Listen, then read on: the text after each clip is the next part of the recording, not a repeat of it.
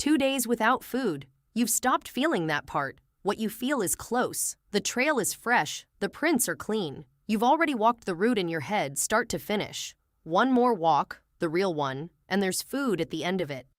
Then the sky breaks open.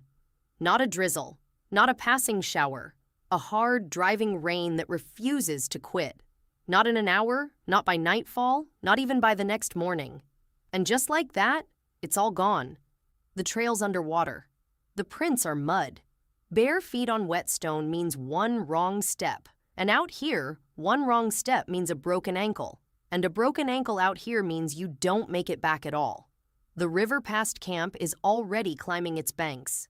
And the fire, the one thing standing between your people and the cold, the dark, and whatever just came in out of the storm looking for shelter too, is starting to lose. Nobody here is bored. Everybody here is in danger. Across nearly all of human history, weather like this didn't ruin an afternoon. It threatened to end a life. And what people chose to do while they waited it out may have done more to build our species than anything that happened under clear skies. Your version of a rainstorm looks nothing like that. Maybe it's background noise while you're already under a blanket, half watching something, drifting off before the episode ends. That same sound, to someone standing outside it 50,000 years ago, wasn't soothing in the slightest. It was a clock counting down 3 different ways to die before the weather even broke. First, cold. Being soaked strips heat from the body roughly 25 times quicker than staying dry. A figure survival researchers still cite today. With no real clothing and no waterproof shelter, a storm under about 50 degrees Fahrenheit can tip someone into dangerous territory within hours, not days. Even parts of Africa dropped that low overnight during the wet season at elevation, so nowhere our ancestors lived was fully exempt. Second, flooding. Caves and rock shelters tend to sit low, near a hillside base or a river, so a big storm meant flash flooding straight into someone's home. Archaeologists have pulled thick bands of flood sediment out of caves that were clearly occupied at the time. And in some, that flood layer is the last evidence anyone ever lived there again. Third, and arguably worst, uninvited company. Heavy rain pushed predators toward shelter too, and sometimes that shelter was the same cave a family was sleeping in. Digs in South Africa have turned up human and big cat remains stacked in the same layer of earth, and on some of those human skulls, the puncture marks line up exactly with a leopard's bite. So a storm didn't just make things unpleasant. It crammed an entire ecosystem into the same handful of dry square meters. Hunters, prey, and predators, all sheltering from the same weather at once. And in the middle of that pressure cooker, one task outranked everything else. Don't let the fire die. Here's what made that job so nerve-wracking. Reliable fire starting from scratch is a shockingly recent skill. We're not confident humans could consistently pull it off before roughly 40,000 years ago. Evidence of people simply maintaining fire, though, goes back at least 400,000 years to Kizim Cave in Israel and possibly 1,000,000 years at Wonderwork Cave in South Africa. Keeping a flame alive and conjuring one from nothing are 2 different skills entirely, and for most of our history, the second one wasn't guaranteed. Which meant if the fire died, you might genuinely be stuck. Some groups solved this by transporting a live ember from elsewhere, packed inside a woody fungus that could hold a smolder for hours without dying out, nature's version of a lighter that never runs dry. This wasn't improvised on the fly either. When researchers found Ötzi, the 5,300-year-old man frozen in the Alps, his belt pouch held an entire fire-starting kit. Fungus tinder, flint, a chunk of iron pyrite for sparking, and a spare bundle of dry tinder in case the first attempt failed. That's not a survival hack. That's someone who assumed fire failure was a when, not an if, and packed a backup plan for it, 5 millennia before anyone had a word for redundancy. So the moment rain started, shelter wasn't priority 1. The flame was. Push it deeper into the cave. Block the wind and spray with hide or brush. Feed it in careful amounts. Starve it and it dies. Drown it in fuel and it smothers. Hunt for dead branches still hanging on evergreen trees, shielded and dry underneath the canopy. Crack open a soaked log to reach the dry wood at its core. Reach for birch bark specifically, since a compound inside it called betulin lets it catch even while damp. For hours, someone's entire job might have been sitting beside that fire doing nothing but tending it, because that flame was light, safety, cooked meals, and the one place the whole group gathered. Letting it go out wasn't a mistake. It could be a death sentence for everyone sheltering around it. Fire's holding, everyone's dry enough, but nobody's going anywhere. So what fills the hours? You build. Cave floors are littered with tools at every stage of completion, plus heaps of stone chips, the leftover flakes from shaping a blade, clustered exactly where firelight would have reached. It goes well past stone, too. At Blombos Cave in South Africa, archaeologists uncovered a 100,000-year-old workstation for making paint. Seashells doubling as mixing bowls, ochre ground down into powder, bone tools shaped for stirring and application. Nobody assembles that setup by accident. Somebody had a recipe, followed it in order, and very likely had a rainstorm outside giving them the time to perfect it. Then there are the needles, carved from bone, unbelievably thin, each one with a hand-drilled eye smaller than a grain of rice, first appearing around 61,000 years ago in southern Africa before turning up across 2 continents. Try drilling a hole that precise with shaking hands or half your attention on a predator, and you'll snap it. Work like that only happens when somebody's got nowhere else to be, and a multi-day downpour is about as good an excuse as prehistory ever handed out. Now, here's where it gets really interesting.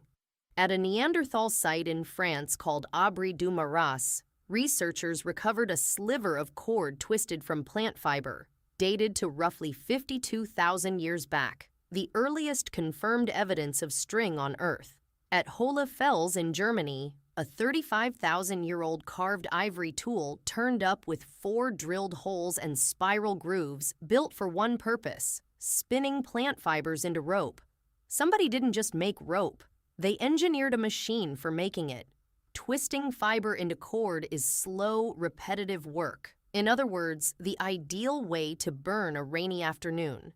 Rope binds a shelter frame together, makes a snare, lashes a blade to a handle. So much of human technology downstream depends on cordage existing at all, and cordage was very likely born from someone with nowhere to go and hours to spare.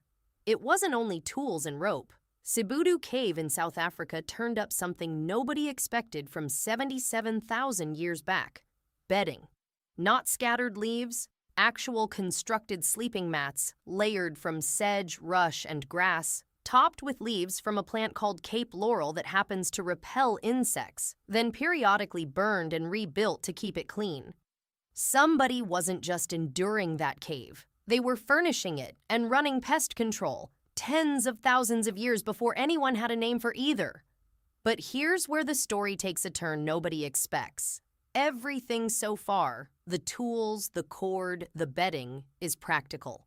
What people did next is a different category entirely: art. Chauvet Cave in southern France holds paintings roughly 36,000 years old. Lions, horses, rhinos, bears, rendered with an understanding of anatomy and motion that still stuns researchers. Several animals are captured mid-stride, muscle tension and turned heads included. This isn't scribbling. This is the output of someone who studied these creatures for thousands of hours and then reproduced them from memory, underground, by nothing but firelight. Chauvet isn't an outlier either. Lascaux, Altamira, Sulawesi in Indonesia, home to figurative art dated to at least 45,000 years old, the oldest currently known anywhere. Here's the detail that flips the picture. None of this sits near a cave entrance where you'd actually want to be for shelter. It's buried deep, through tight passages, in chambers you'd have to crawl to reach. Somebody hauled a fat-fueled lamp into total blackness specifically to paint. Think about that for a second. Nobody makes that trip when the weather's fine and the hunting is good. You make it when going outside isn't an option, when everything's already sharpened, and the only thing left to do is go further into the dark and make something. There's no way to prove cave art began as a rainy day project, but the pattern fits too well to ignore. The biggest burst of creativity in our prehistory shows up exactly where people were most likely trapped indoors for days running, which points towards something even larger. Rain might not have only produced art, it might have built culture itself. Think about the mechanics of it. 15 to 30 people packed into one space with nowhere to be for days. What do people do under those conditions? They talk. In 2014, anthropologist Polly Wiesner compared daytime conversation to nighttime, fireside conversation among the Ötzi people of the Kalahari. By day, the talk was practical: land, resources, grievances. After dark, around a fire, more than 80% of it turned into stories, songs, and ceremony. Something about firelight itself loosened people up, softened their guard, made them talk differently than they had that same afternoon. Take away everything else that fire did, and it was still doing this: pulling a group into one circle and keeping them talking long after there was any practical reason to. And what got said around that fire wasn't filler: where water still runs once the dry season hits, which plants will feed you and which ones will kill you, where to dig for good flint, how a specific animal moves when it's hurt or hunting. Strip away the fire and the ceremony, and you're left with a species running its most important database out loud through a single narrow channel. Whoever happens to be listening tonight. Beyond the practical, there was myth, explanations for where rain comes from and why. Every culture on record has a rain story, and whoever first told it was almost certainly sitting through the very weather the story tried to explain. Here's a measure of how well that transmission worked. The oldest verified oral histories on Earth are Aboriginal Australian accounts of coastline changes from rising seas roughly 7,000 years ago, real geological events, confirmed independently, kept alive that long by nothing but repetition. That kind of durability doesn't happen by accident. It takes a group with serious amounts of time to sit still and retell the same story until it's locked in. Rainy stretches, in other words, weren't wasted time. They were the transfer window, when the old passed knowledge to the young, when a skill got demonstrated by hand instead of described, when the group's whole shared memory got refreshed. Now, here's the part nobody talks about. Rain wasn't only a threat, sometimes it was the best possible break you could get. Once heavy rain stops, the ground turns soft, and soft ground holds a track like nothing else. Sharp, deep, easy to read. Some of the clearest tracking conditions anywhere show up right after a storm passes. Rain also meant drinkable water sitting out in the open, and there's reason to think even earlier hominins figured this out. Natural stone basins that fill after rainfall turn up near nearly every known ancient campsite. Some clearly deepened on purpose to hold more. And water wasn't the only bonus. Fungi and certain plants surge after a good rain. Roots pull loose from softened ground far easier. Insects surface in numbers. A wet stretch didn't shut down the food supply, it just swapped what was on the menu. And whichever group understood that shift had a real edge. Termites are the cleanest example. After rain, tropical colonies swarm in enormous numbers, and gram for gram, they're one of the densest protein sources around. No spear required, no trap, you just scoop them up.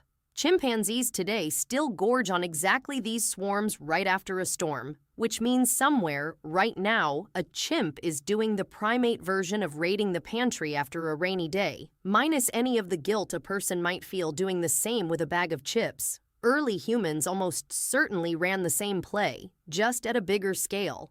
So what did people actually do when the rain refused to stop? They did whatever it took to still be alive when it finally did. A fire, tended hour after hour so it never went out. A blade, shaped from start to finish because there was nothing else to do with the hands. Thread, twisted strand by strand into something strong enough to hold a shelter or a snare together.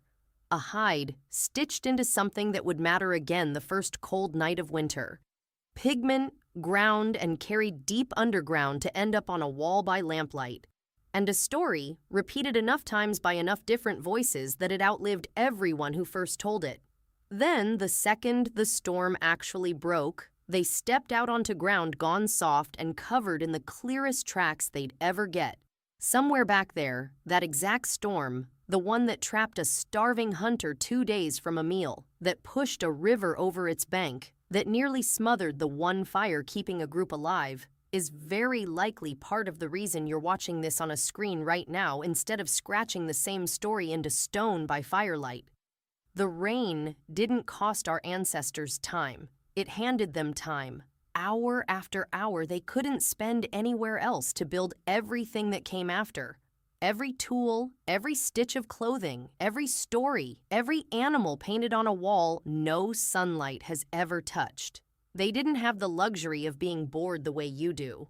When your survival hinges on what your hands can produce before the rain lets up, there's no room left for boredom, only for whatever you can invent instead. Multiply that by a few 100,000 years of rainy afternoons, and you start to see it.